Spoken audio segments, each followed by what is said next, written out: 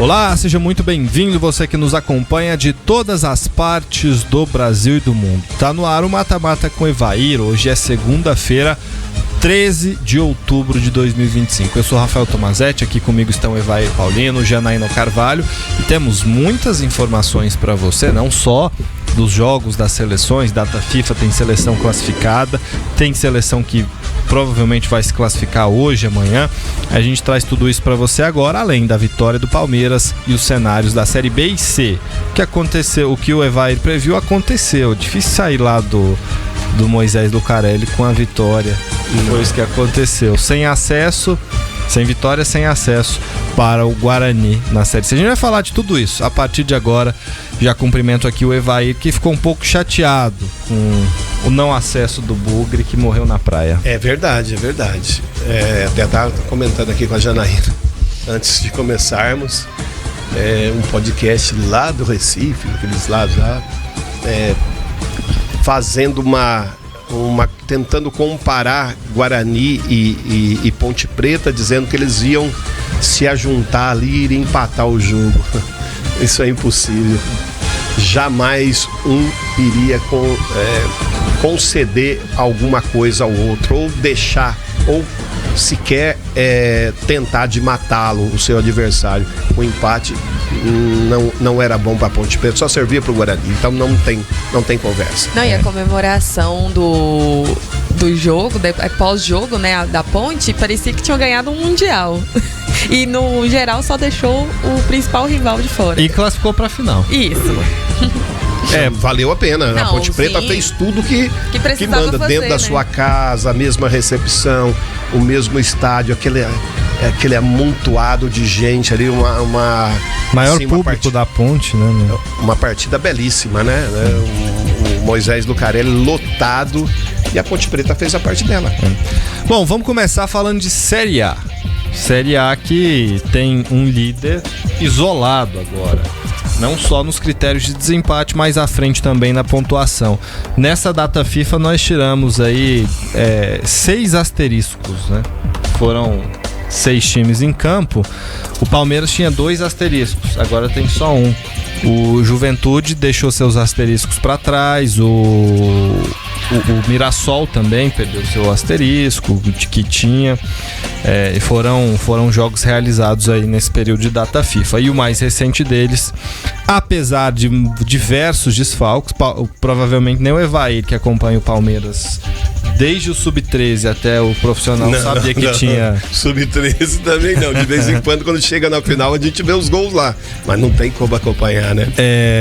Muitos jogadores, assim, que o torcedor do Palmeiras não está acostumado a ver, que entraram no jogo. Muitos não, mas alguns. Principalmente no banco, se você fosse olhar, tem alguns jogadores que ou estavam desaparecidos, ou o torcedor não conhece. Heitor, por exemplo, Riquelme Felipe.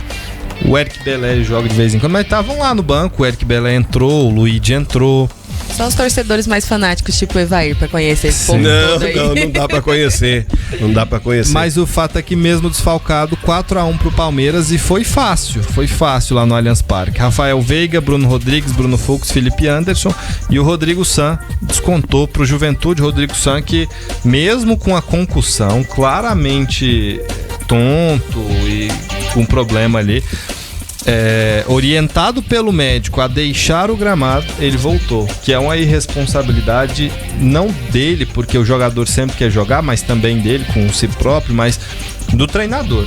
Se o médico mandou tirar o cara, você tem que tirar. O cara tava quase caindo no gramado. O jogador nunca vai querer sair, o treinador tem. Aconteceu isso no jogo do Flamengo, que o médico disse, olha, tem que sair.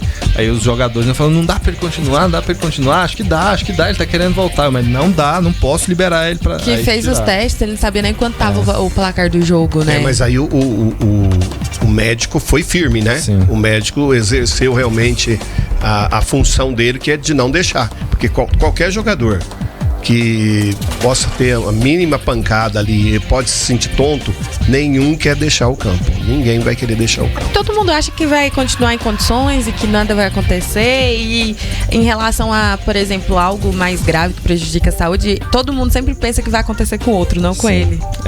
Fato é que deu o Verdão, que agora tem 58 pontos e abre 2 rodadas de frente pro Flamengo. O Flamengo precisa ganhar vencer um clássico, torcer por um tropeço do Palmeiras e bater o Palmeiras. Exato, o que é fato agora? O Flamengo não pode passar o Palmeiras num jogo só. Ou seja, o Palmeiras se dá ao luxo de poder, por exemplo, perder o confronto direto entre eles. E uma vantagem legal pro Palmeiras é que ele pode jogar pelo empate lá no Maracanã, né? Ele pode muito bem se colocar ali atrás e tentar, que é algo que é comum fazer para todos os times que vão lá no Maracanã contra o Flamengo. E olha, a gente falando aí do Palmeiras, da vitória, mas o aproveitamento do Palmeiras também tá absurdo, né? Quase 75%. Foram 26 jogos, 18 vitórias, 4 empates e apenas 4 derrotas. Vai chegar ali no final do campeonato sem se brincar, não chegando a 6, 7 derrotas. Se continuar nesse embalo aí, o Palmeiras vai terminar o campeonato com 85 pontos. Que é quase impossível, né? Para um campeonato tão longo e tão difícil. Acho que só o Flamengo de 2019, do Jorge Jesus, teve um aproveitamento, uma pontuação mais elevada, que foi 90 ou 91, Janaína? Não vou lembrar aqui, mas foi 91. Seria... Eu não me lembro bem, mas um resultado desse aí é acima da média. Sim. E olha, o Palmeiras de 2025 tem a melhor pontuação do clube após 26 rodadas desde a era Abel, né? Porque em 2022 fez 54 pontos aí na rodada 26, em 2024 fez 50 pontos, 2023 44 pontos e em 2021 43 pontos. Então já tá acima da média do próprio Palmeiras. Só pra citar, nos anos anteriores, o Botafogo foi campeão com 79 pontos no ano passado. O Palmeiras foi campeão em 2023 com 70 pontos. 70, hein? Olha a diferença, bem mais baixo. Em 2022, o Palmeiras foi campeão com 81, que foi uma pontuação muito expressiva. O segundo colocado, o Inter, teve 73. Mas se continuar nesse ritmo, o Palmeiras até supera seu 2022. O Atlético Mineiro em 2021 foi campeão com 84 pontos. O Palmeiras poderia superar essa marca também, a seguir nesse embalo. E em 2020 deu Flamengo com 71 pontos. Você vê que são pontuações mais baixas, à exceção de 2019, que o Flamengo fez 90 pontos, de 114, ou seja, o Flamengo desperdiçou no campeonato inteiro 24 pontos. O Evair, mas o que chama a atenção é que o Palmeiras tinha um caminhão de desfalque. Sim. E fez o jogo ficar fácil, manteve o padrão. Fez o jogo ficar fácil pela boa partida do Veiga, né? É um jogador que em momentos importantes do Palmeiras ele consegue aparecer. E foi mais uma vez ele passando bola, ele fazendo gol, e isso faz do Palmeiras ser tão forte dessa maneira. Lógico, Felipe Anderson fez uma partidaça, jogadores ali que são chamados pouco para jogar, mas quando chega num momento como esse aqui, por isso o Abel é tão querido no Palmeiras. A mesma intensidade, a mesma determinação, jogando para frente, independente do que tinha ali dentro de campo, buscando o resultado. Essa é a diferença que traz o Abel pro nosso futebol e faz do Palmeiras ser tão forte assim. O pacto do Abel, né? Eu falei que ele ia ter alguma coisa, que ele ia tirar alguma coisa da cartola. Eu falei isso aqui semana passada. Ele sempre tem, ele sempre tira. Isso é a vantagem de ter um treinador de alto nível como o Abel, né? E já experimentado, né? Porque o Felipe Luiz é um cara que tem tudo pra ser de alto nível, mas ele tá ganhando experiência ainda. Falta experiência pra ele. Tem vezes, por exemplo, que as tomadas de decisões dele chega ali os resultados da partida, né? Tipo um empate, às vezes uma derrota.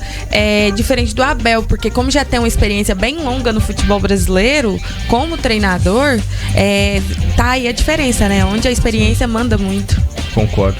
Vamos ouvir o Abel, que aproveitou para dar uma cutucadinha de leve na torcida do Palmeiras, sobretudo na Mancha Verde. Na Mancha Verde. Vamos ouvir a entrevista do treinador palmeirense depois do jogo. Sabem, quando as coisas estão bem, eu não preciso de ver o Todos Somos Um. A onda leva. Não é aí que eu preciso da nossa torcida ou da mancha verde. Entendem? Não é aí que nós precisamos deles. Nós precisamos deles é nos momentos difíceis. E nos momentos difíceis, quando nós perdemos contra o Corinthians, contamos com os que estão dentro do CT, aqueles que nunca nos abandonam.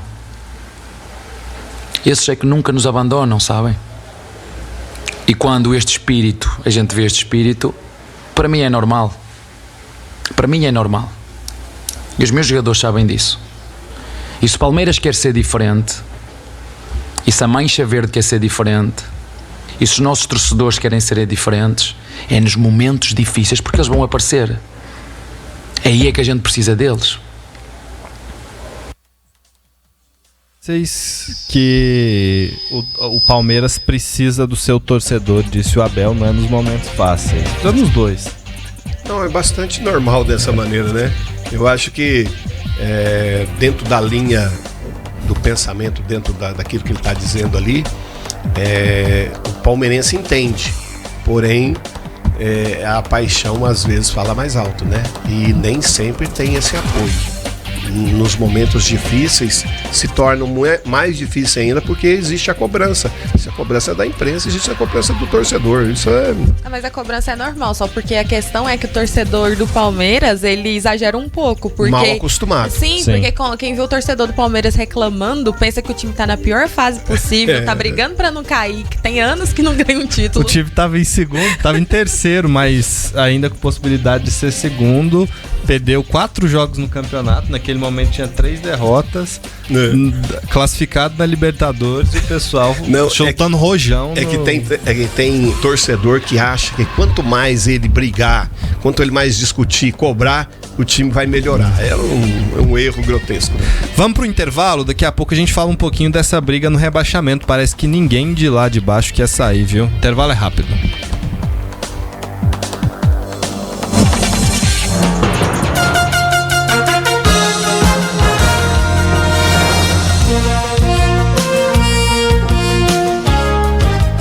Estamos de volta aqui no Mata Mata com Evair. A gente falou aqui do lado do Palmeiras, mas o Juventude tá numa daquelas, viu? 6 jogos seguidos sem vitória. Perdeu para Flamengo, Mirassol, empatou com Inter e Atlético Mineiro. Também foi derrotado depois por Fortaleza em casa, no confronto direto. E agora, pelo Palmeiras, vai pegar o Fluminense na próxima rodada, quinta-feira, no Maracanã. Ou seja, mais uma vez, não é favorito. E agora não tem mais asterisco. Lá embaixo, Vitória e Fortaleza estão dentro das rodadas, não tem jogos a menos. O Fortaleza e o Sport ainda tem cada uma partida a menos do que aquelas que estão daquela total de rodadas. Mas o Santos e o Inter, por exemplo, que são os primeiros fora da zona de rebaixamento, estão com o mesmo número de partidas, tanto do Fortaleza quanto do Sport. Ninguém lá embaixo quer sair, vai. Olha só, o Juventude segue com 23 pontos, 28% de aproveitamento, ganhou 6 no campeonato, perdeu 16, tomou 52 gols. O Juventude, lógico, enfrentou um Palmeiras dentro da sua casa, Palmeiras muito mais, muito favorito, porém, assim, não esboçou nenhuma...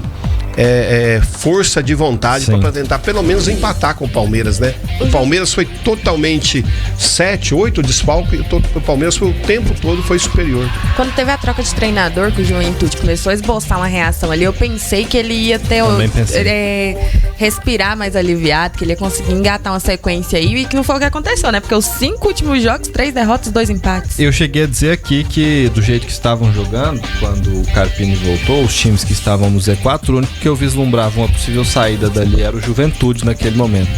Hoje é um time que está totalmente entregue, e foi exatamente nesse sentido que vocês falaram que o Thiago Carpini, treinador, deu entrevista depois da partida e criticou essa inação da equipe, que não consegue de forma alguma ter uma atitude para poder vencer jogos. Na verdade, assim, eu acho que no jogo como esse, como foi o primeiro tempo nosso jogo passado contra o Fortaleza, não adianta a gente vir aqui e falar de estratégia, de escolhas, de peças individuais, quando o nosso comportamento é ruim. E acho que esse é o grande ponto, é nisso que a gente tem pecado. Não interessa se é uma linha de 5, linha de 4, se são 3 volantes, 2 meias, 1 meia, 3 atacantes, 2 atacantes. A gente precisa ter uma postura melhor de um time que briga pela sobrevivência. E quando você briga pela sobrevivência, espera-se alguns atributos que nós não estamos encontrando. Tivemos até determinado ponto dessa retomada, desses 11 jogos que nós participamos aqui juntos, mas de uns jogos para cá, em alguns tempos oscilar, tudo bem, mas o jogo de hoje acho que ficou bem fora do contexto em relação à nossa competitividade. Então é difícil funcionar qualquer questão estratégica quando você não tem a energia necessária para jogar um jogo desse tamanho. Tá aí o Thiago Carpini, treinador do Juventude. Você nota um abatimento no comandante do time gaúcho. Tem que levar em consideração que ele enfrentou os melhores da competição nesses últimos 3, 4 jogos, né? Enfrentou Flamengo, Palmeiras e Mirassol. Mas também perdeu um confronto direto em casa com Fortaleza. Talvez seja aí o ponto onde a pedra do sapato dele, né? Porque dentro da sua casa, ganhando o jogo, tomou a virada. Mas ali dentro do Z4, o único que tá conseguindo esboçar uma reação é o Fortaleza, né? Que nos últimos 5 jogos conseguiu vencer 3, apesar de ter tido 2 derrotas. E aí o Fortaleza tá no mal me quer e bem me quer, porque perde uma, ganha outra, perde uma, ganha outra. E desse jeito, você não sai da zona de rebaixamento. Não. Você precisa ter uma sequência. Hoje, qualquer time, para sair da zona de rebaixamento, precisa de 2 rodadas. No mínimo. Vitória e Fortaleza estão nessa situação. Precisam de 2 rodadas. Precisam vencer 2 jogos e torcer para que o Santos tropece em 2 rodadas. Não e o Internacional também, né? E o Inter mais ainda, né? O Inter, nesse caso, precisa de 3 rodadas para esses times chegarem no Inter. Então tá ficando um buraco cada vez maior. E acho que esse Z4 está cada vez mais consolidado. Não, mas a grande questão do Z4 aí é que os que estão ali na beira também, eles estão insistindo muito para entrar. Sim. Eu acho que é o que ainda pode dar esperança aí pros que estão dentro do Z4. O Fortaleza precisa vencer o jogo contra o Vasco, que é em casa. Agora é a chance de você ter uma reação de fato. Enquanto o Santos vai ter um clássico. É na Vila Belmiro, ele é mandante, vai ter a torcida toda a seu favor. Mas é um clássico. É um clássico e ele pode perder pontos. Pode até não perder o jogo, mas se empata, por exemplo, e o Fortaleza vence, você já reduz para um jogo essa diferença. Bom, o Jonatas estava até lembrando aqui pra gente sobre o assunto da renovação do Felipe Luiz. Pra gente arrematar aqui Série A, tem informação de que ele já apresentou a sua proposta, agora ele é agenciado pelo Jorge Mendes, que elevaria bastante o salário dele. Hoje, ele é um dos técnicos que menos recebe da Série A. E notícias, né, vinculadas aí, a gente não dá pra saber até que ponto é verídico, né, porque ele não confirmou nada, mas é que ele pagava até certo momento boa parte do salário da comissão técnica dele. Que a informação que a gente observa é que o salário do Felipe Luiz no Flamengo era cerca de R$300 mil por mês. Tadinho. Não, pouco. Mas pouco. Ele tá entre os salários mais baixos de treinadores da Série A. Mas vocês estão falando, do jeito que vocês estão falando, aí parece que ele tá recebendo salário mínimo na Série A. Mas aí, se a gente for olhar os outros treinadores, tá beirando o salário mínimo para um treinador, né? Se você for olhar o salário do Abel, do Felipe Luiz tá bem defasado. Porque o do Abel é o quê? Deve ser uns 2, 3 milhões. É mais de 2 milhões. Quase 3 milhões o salário do Abel. Aí depois tem o Dorival Júnior, tem o segundo maior salário, tem o Sampaoli. É uma carreira deles que já estão consolidadas, já ganharam coisas. Mas a gente vê, por exemplo, um treinador que comanda um elenco que ele tem na mão ganhando 300 mil que é o salário muito mais baixo do que a maioria dos jogadores do Flamengo. Eu tô até vendo uns ex-companheiros meus falando pro treinador: baixa sua bola, eu ganho mais que você. E na minha época tinha muito isso. Não, mas acontece muito isso, né? Acho que a grande questão é que o Felipe Luiz é muito respeitado pelos companheiros. Sempre foi, né? Eu acho que isso aí pesa muito, porque se não for... Pode até ter brincadeira a esse respeito, mas falar sério, velho. Não, ninguém. Todo mundo sabe que daqui a pouco ele vai estar lá no teto. Se a gente for comparar assim, então todo time vai ter isso, porque todo time vai ter um jogador que ganha mais que o treinador. jogador, pelo menos um. O Memphis ganha mais do que o Dorival. Sim, não tem como. O Mbappé ganha mais que o Xabi Alonso, o Vinícius Júnior ganha mais que o Xabi Alonso. Não, mas aí é um jogador, outro jogador ali, no caso é quase o time todo. No Flamengo. Falou no Memphis aí, ele jogou bem lá pela Holanda. Contra a Finlândia. Aí, acabou com o jogo lá, daqui a pouco ele vai pedir aumento também. Vai. Tá bem, ele é o maior artilheiro da história da seleção holandesa. Eu não acho que... Primeiro é que eu acho que ele fica devendo um pouco no Corinthians pelo salário que ele ganha. E segundo, o maior problema não é o salário dele ser bom, porque ele é um jogador de alto nível. A grande questão é o buraco de dívida que o Corinthians vive e contratar um jogador com esse valor, com todos os requintes que ele tem. Essa é a grande questão. E aí, só um detalhe, para encerrar essa questão da negociação do Felipe Luiz. O Flamengo vai apresentar uma contraproposta, porque achou o valor alto pedido pelo Felipe Luiz. Mas negociação é assim, né? Sempre acontece. Um lado vai colocar o valor lá no teto para ter mais gordura para negociar, e aí eles devem chegar num patamar mediano. Se hoje ele ganha 300 mil, o salário vai pular ali, claro que aqui é uma conjectura, mas para casa de 1 milhão e pouquinho, não vai saltar para 2 milhões, como é o caso do Dorival agora. Até porque quando ele começou a comandar o Flamengo, ele não tinha treinado nenhum time profissional. Sim. E aí, por mais era uma total aposta. Sim, e por mais que ele ainda não tenha tanta experiência, ele conseguiu ganhar títulos já, né? Ganhou o Carioca, ganhou a Supercopa, então tem que dar uma avaliada. E mais que isso, ele tem um trabalho bom, promissor, e ele é muito leal ao clube. E o aproveitamento dele como treinador tá acima da média que costuma acontecer no país, né? Bom, vamos começar nosso giro aqui pelas divisões inferiores. Eu vou guardar a Série C pro próximo bloco. Tá bom, pra gente ter um pouquinho mais de tempo. Mas a 32ª... Foi emocionante, hein? Foi emocionante. Show. Até o final.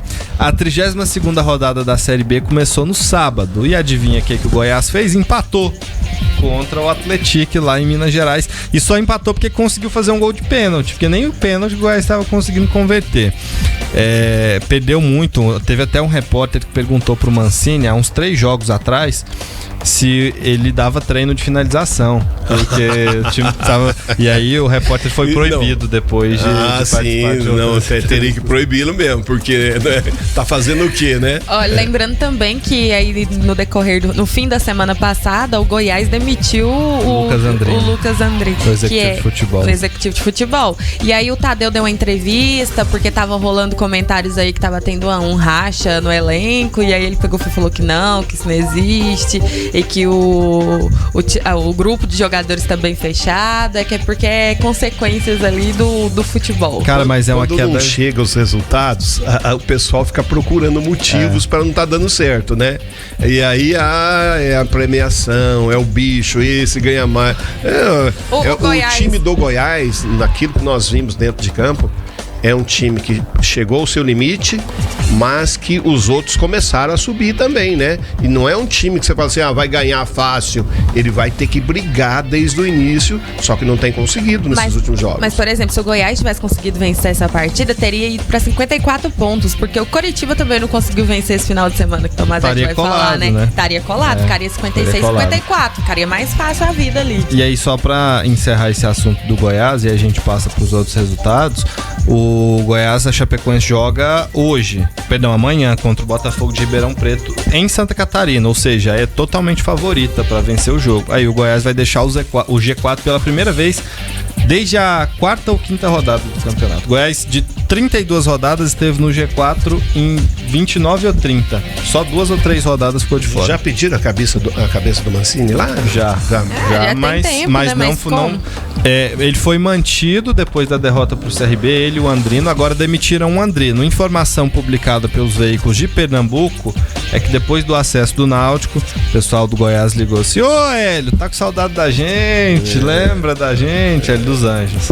Não, e o Hélio dos Anjos subiu o Náutico agora, hein? A festa grande lá. A informação é que o Hélio dos Anjos não aceitou abrir conversas enquanto o Mancini estiver como treinador, que é o mínimo de ética que se espera.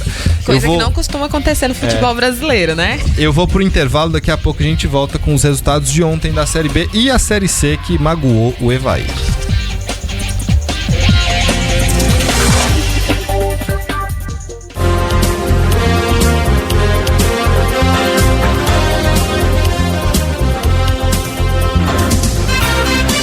Mata-Mata tá de volta. Para concluir aqui Série B, os jogos que nós tivemos ontem. Novo Horizontino 3, Operário de Ponta Grossa 0, mas não foi tão fácil não, esse não, jogo. não foi tão fácil não. O Operário errou pênalti, né, no 0-0. E se o juiz é um pouquinho mais determinado, ele poderia até ter expulsado o zagueiro que cometeu o pênalti, porque o atacante saiu de trás, ganhou na corrida, ganhou no corpo e tomou a falta. Pênalti. Deu cartão amarelo, porém poderia ter muito bem ter dado vermelho, porque ele estava em direção ao gol.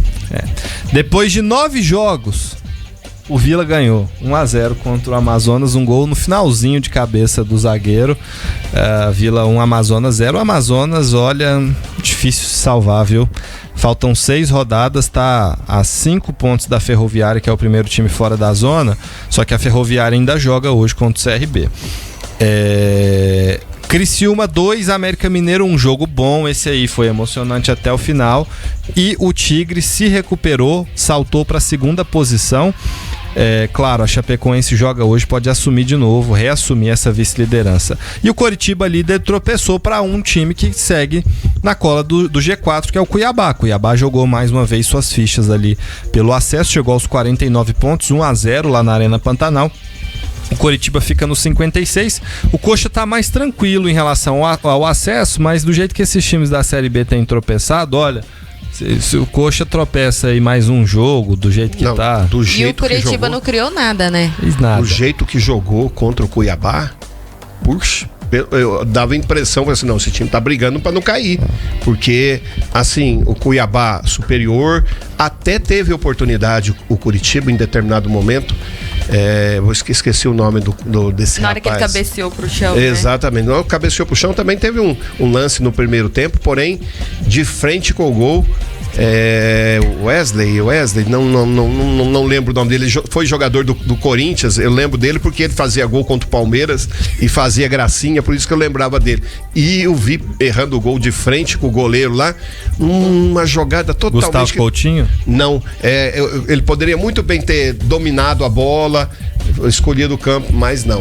E o Coritiba peca fora de casa num futebol assim que o Cuiabá deixa o Cuiabá entrar aí mais uma vez na briga. E isso é porque o Cuiabá errou um caminhão de gol também, né? Também. Bom, e aí o que é que aconteceu? O Coritiba tá líder ainda, mas pega quem na próxima rodada? É esse aí que faz o time ganhar o campeonato, subir e deixar que nem fez a Ponte Preta. Atletiba, Coritiba e Atlético Paranaense no Couto Pereira, quer dizer... O Coritiba, assim, se tivesse empatado o jogo, seria melhor, porque se soma um pontinho a mais, ficaria ali a uns 5 Aí você joga em casa contra o seu maior rival sem essa pressão toda. Agora você já pensou se o Coritiba perde esse jogo para não só um rival, mas um confronto direto, e os outros times estão chegando lá, porque todos os times estão somando pontos, os times que estão na briga pelo acesso. Eventualmente perde um jogo ali ou outro, mas na maioria desses 10 times aí que estão no acesso, pelo menos uns 5 ou 6 tem vencido. A rodada ainda ocorre hoje e amanhã. Hoje tem um outro time que está ainda na briga pelo acesso, que é o Atlético Goianiense contra o Volta Redonda fora. Volta Redonda que tenta se livrar da zona de rebaixamento, não sai nessa rodada. Tem CRB e Ferroviária, CRB também na briga pelo acesso, pode chegar aos 49 pontos, ficar coladinho ali nos times que estão na briga para subir. Tem Repá amanhã, Paysandu e Remo. O Remo na briga pelo acesso, Paysandu já praticamente rebaixado. Aí a Chapecoense, que pode voltar ao G4 e aí tirar o Goiás, pega o Botafogo de Ribeirão Preto lá em Chapecó. E Atlético Paranaense e Avaí amanhã, 9h30 também. O Avaí não briga por mais nada e o Atlético Paranaense tá na briga pelo acesso. E o jogo é lá na Liga Arena, em Curitiba. Bom, encerrado o assunto Série B, vamos passar para a Série C. Série C, que começou com o Guarani em segundo no grupo C. Estava à frente de Brusque e de Náutico. E tinha um clássico com a Ponte Preta. Se o Guarani vence, a Ponte já tinha subido. Mas se o Guarani vence, além dele conquistar o acesso, ele iria para a final da Série C, porque passaria sua maior rival. Se ele perdesse, ele muito provavelmente não subiria, e foi o que aconteceu, porque o Guarani tinha 7 pontos, permaneceu com 7 depois de perder de 2-0 para Ponte Preta, e quem vencesse de Náutico e Brusque subiria, ou até teve determinado momento, até o pênalti pro Náutico ali no finalzinho, que foi no último minuto, né? Que o Brusque estava subindo, com a diferença dos cartões vermelhos, critério de cartões, porque tava igual vitória, tava igual saldo de gols marcados, e aí eles foram pros cartões. E nos cartões o Brusque tava subindo, quando tava 1-1. De todo jeito o Guarani ia ficar fora. No fim o Náutico fez 2-1 com esse segundo gol de pênalti no finalzinho do jogo. E subiu, torcida invadiu o gramado. Nesse grupo C, então, subiram Ponte Preta e Náutico. No grupo B, o Caxias chegou a abrir 1-0 contra o Floresta, expectativa de subir, né? Se tivesse feito 2-0 e o São Bernardo tivesse perdido, o Caxias subiria. Só que tomou o empate do Floresta, que chegou aos 7 pontos. E se o São Bernardo tivesse perdido o jogo, o pequeno Floresta, teria subido para a Série B. Que a Série B já é uma competição aí de um porte bem grande, né? Bem maior do que a Série C. Só que o Londrina e o São Bernardo ficaram num 1-1, resultado bom para os dois, porque o São Bernardo sobe e o Londrina vai para a final. As duas torcidas comemoraram lá no estádio VGD. É engraçado que lá em Londrina tem o estádio do Café, que é gigantesco, só que a torcida fica longe e tal. E a torcida do Londrina não gostava do estádio do Café, porque não é tão centralizado, o estádio é grande demais, é longe, deixa... E lá no VGD, no Vitorino Dias, cara, lá a torcida é em cima e é todo jogo lotado. Dá quase 10 mil torcedores a capacidade, e mais uma vez estava lotado. O Londrina, que virou SAF, e é um time que tem de uma cidade bastante rica, de uma região muito rica do Paraná, tem tudo para se manter com estabilidade ali na Série B e daqui a uns anos começar a brigar pelo acesso. Afinal, será Londrina e Ponte Preta. O Guarani mais um ano vai amargar a Série C. Amargou de uma maneira assim vexatória, porque além de ver o seu maior rival ir para uma final, jogou dentro da casa do adversário, poderia sair de lá como heróis, até começaram bem a partida, porém a Ponte Preta foi superior e foi merecido.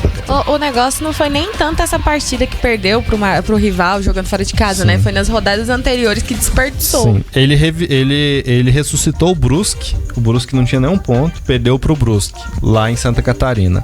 E o Brusque quase subiu. O Brusque teve ali a 3-4 minutos de conquistar o acesso. E depois empatou com o Náutico.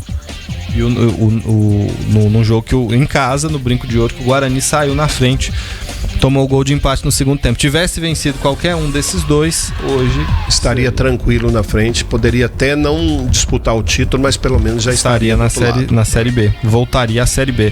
Agora, ano que vem, a Série C começa a mudar. Serão 20 times ainda, só que em vez de 4 rebaixados, serão 2 rebaixados. E aí a gente já tem uma Série C que toma bastante forma.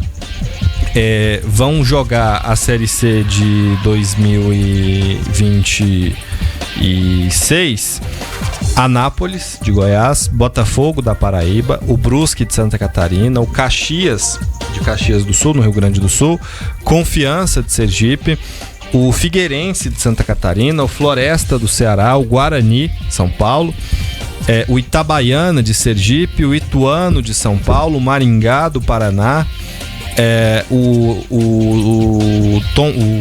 Ipiranga, de Erechim, no Rio Grande do Sul, o Santa Cruz, de Pernambuco, o Barra, a Inter de Limeira. Me recorda aí quem foi o quarto que subiu, que eu esqueci.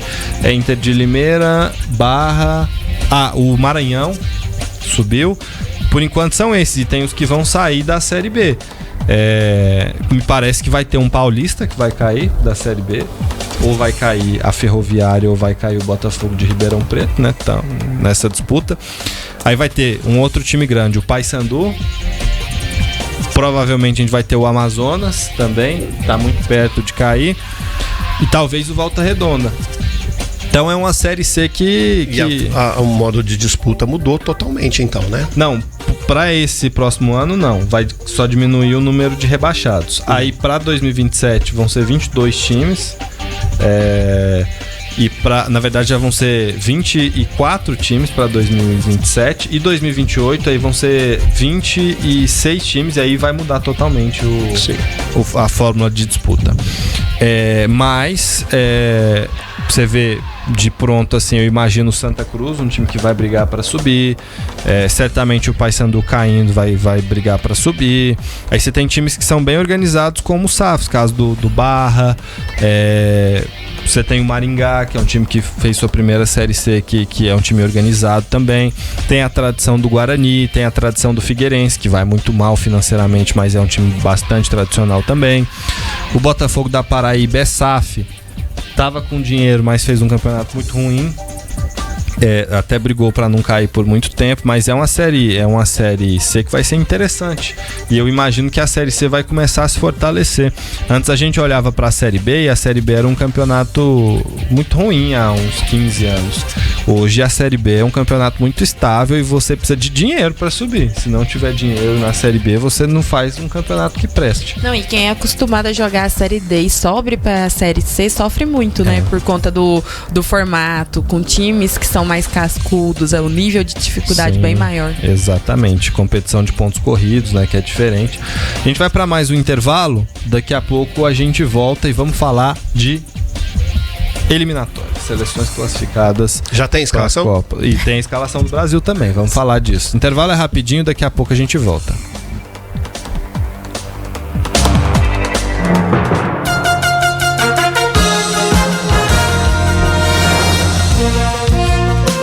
Estamos de volta aqui no Mata-Mata com Evair.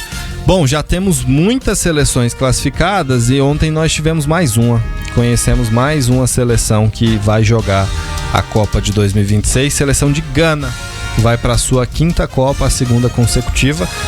A seleção ganesa que teve sua melhor performance em 2010 na Copa da África do Sul, quando chegou às quartas de final. Foi eliminada até naquele jogo que o Soares meteu a mão na bola, que ia entrar e o goleiro defendeu o pênalti depois. Então poderia ter ido à Lembro muito bem. Foi assim, foi um momento ali que se Gana faz o gol, elimina o Uruguai daquela oportunidade. Aí sim o Soares seria bandido mesmo, né? Seria considerado e acabou sendo o herói da partida. Acabou sendo o herói, porque senão Gana teria ido para a semifinal. Imagina, Gana disputaria no continente africano uma semifinal de Copa do Mundo, que seria um feito daqueles. Bom, e a gente tem muitas seleções que estão... Mas, aqui, só pra completar, sobre a Gana aí dessa classificatória aí, teve 10 jogos, venceu 8, né? Empatou 1, teve uma derrota só porque marcou 23 gols e sofreu apenas 6. Gana é uma das melhores seleções da África e o que aconteceu é que Madagascar ficou sem chance de se classificar. Madagascar até passou em segundo, que dá vaga ali para disputa, os melhores segundos disputam vaga na repescagem. E Madagascar perdeu para Mali, que é uma seleção que já estava eliminada, foi goleada por Mali e agora está sem chances de se classificar para sim, chances mínimas, praticamente sem. A seleção perdeu a chance de ser uma zebra e disputar a Copa. Quem está muito perto de se classificar como segundo é o Gabão, tem Burkina Faso, Níger e Camarões, e aí quem já se classificou na África? O Egito já passou, Senegal joga amanhã contra a Mauritânia para praticamente garantir sua vaga, está muito perto, mas o Congo, República Democrática do Congo, pode tomar desde que vença o Sudão e Senegal perca o seu jogo, que é improvável. Então, Senegal, que o Brasil... propósito, o Brasil vai pegar o Senegal, né? O Senegal é uma das pouquíssimas seleções que o Brasil jamais venceu, das que enfrentou. Mas deve ter enfrentado pouquíssimas vezes, talvez. E só em amistosos. O Brasil tem que levar isso em consideração. O Brasil tem duas seleções que o Brasil nunca venceu. Além de Senegal, vamos ver se vocês acertam a outra. Deve ser algum time pequeno, algum país pequeno por aí. Noruega, que tá goleando todo mundo agora, com o Haaland marcando cada jogo, ele faz um hat-trick. Isso porque ele perdeu um pênalti ontem, né? Nas eliminatórias europeias, a Noruega está bem próxima de garantir sua vaga. Ganhou de Israel massacrou Israel no jogo com 3 gols do Haaland, foi 5-0 para a Noruega, e a Itália tá muito difícil a Itália conseguir se classificar direto para a Copa, vai para a repescagem, né? Vai para a repescagem europeia. A Noruega venceu todos os 6 jogos que fez, a Itália ganhou o último jogo que fez, que foi contra a Estônia. A Itália tá com a classificação bem encaminhada para a repescagem, como segunda colocada do grupo. É porque o grupo tem Israel, Estônia e Moldávia. É muito difícil que a Itália, a Moldávia e a Itália já tá na frente, assim como a Estônia. Só Israel poderia tirar esse posto da Itália, mas aí a Itália teria que perder os últimos jogos que faz todos e Israel ganhar os últimos que tem também. Então a gente vai... Pra Itália se classificar direto, precisa ganhar da Noruega de 4 gols de diferença. Basicamente é isso. É algo que não fez durante toda a competição. Não lembro eles ter batido em ninguém dessa maneira. Não, e olha os resultados da Noruega. A Noruega ganhou de 3-0 da Itália no primeiro turno, ganhou de 5-0 de Israel, ganhou de 11-1 da Moldávia, ganhou de 4-2 de Israel fora, ganhou de 1-0 da Estônia fora e ganhou de 5-0 só da Moldávia, e o agregado tá 16-1. Então é um time que tá muito bem encaixado. Noruega E hoje a gente pode ter o primeiro europeu classificado para a Copa oficialmente, matematicamente. E eu acho que será hoje mesmo que teremos. A Inglaterra. A Inglaterra pega a Sérvia em casa. Se vencer o jogo, a Inglaterra estará na Copa de 2026. Matematicamente será o primeiro time europeu. Tem o horário do jogo aí? A gente acompanha? Vou olhar aqui, mas eu acho que no horário de Brasília é 3h30 da tarde. Só checar aqui se é isso mesmo. Bom jogo pra se acompanhar, pra ver como é que tá esses adversários aí. Perdão, é a Letônia, não é a Sérvia. 3h45. Se ganhar o jogo, a Inglaterra tá na Copa de 2026 já matematicamente. Só pra fechar esse balanço aqui das eliminatórias, teve um jogo histórico. Sérvia e Albânia. Tem uma disputa geopolítica já de muitos anos sobre o Kosovo. O Kosovo é uma região que ela tem uma minoria étnica sérvia e uma maioria étnica albanesa. E aí o Kosovo em 2008 declarou-se independente. Teve a guerra na Pristina e foi bem sangrenta. Muitos países reconheceram o Kosovo, sobretudo do Ocidente, enquanto o Oriente, a Rússia, por exemplo, a China não reconheceram o Kosovo, mas o Kosovo inclusive disputa as eliminatórias aqui. Tem chance até de se classificar para a Copa, embora não seja um país com assento na ONU. E aí tem essa disputa, porque o Kosovo é apoiado pela Albânia por conta dessa maioria de albaneses, é o sonho da grande Albânia. E aí, inclusive, foi proibido o jogo Sérvia e Albânia por muito tempo por conta das tensões. Teve drone derrubado que carregava a bandeira da Albânia. E a Albânia ganhou dentro da Sérvia com o estádio lotado de 1-0. E deixou a Sérvia praticamente sem... A Sérvia que tem ido às últimas Copas. Deixou a Sérvia praticamente sem chance e abriu uma pontuação boa em relação aos adversários pela vaga na repescagem, isso no grupo da Inglaterra. Mata-mata também é cultura, tá vendo? Só para reforçar aqui todas as seleções classificadas. As anfitriãs, Canadá, México e Estados Unidos. Depois se classificaram Japão, Nova Zelândia, Irã, Argentina, Uzbequistão, que é um estreante, Coreia do Sul, Jordânia, outra estreante, Austrália, Brasil, Equador, Uruguai, Colômbia, Paraguai, Marrocos, Tunísia, Egito, Argélia e Gana. Surpresa por enquanto, Jordânia e Uzbequistão, que são os dois estreantes. O resto das seleções já são figurinhas mais comuns na Copa do Mundo. Inclusive, estou na expectativa pelo álbum aí. Você faz muito álbum de figurinha da Copa? Eu gosto. É bom, legal pra caramba. Só que anda muito caro nas últimas edições. Eu gostava quando era na escola, se trocava com os colegas. Mas acabou virando um ponto de negócio pra muita gente, né? A minha revistinha da última Copa tá lá com figurinha fechada até hoje, que eu nunca lembrei de abrir pra colar. Meu Deus. Vamos falar de seleção brasileira, que joga amanhã, 7h30 da manhã, no horário de Brasília, contra o Japão. E o Ancelotti falou que já tem data definida pra lista final de jogadores que vão à Copa do Mundo. Conta pra mim. Vai ser no amistoso, que vai na data FIFA, que vai acontecer em março. Em março ele já vai ter a lista definida. Porque tem mais uma data FIFA em novembro que ali ele ainda vai mexer em alguns jogadores e testar.